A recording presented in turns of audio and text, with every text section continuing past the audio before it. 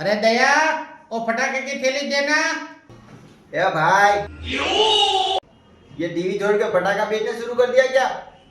अरे नहीं बापूजी, दिवाली की स्कीम रखी है। एक ग्राहक को खरीदने पे फटाका फ्री।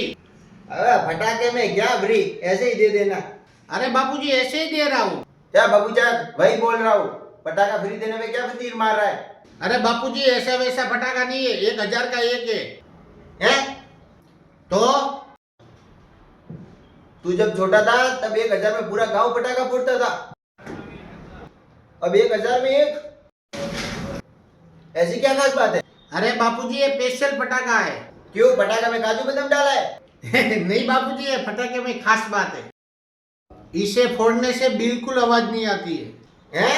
एक अच्छा सा म्यूजिक बजता है, हैप्पी दिवाली हैप्पी दिवाली। बस बस, हवे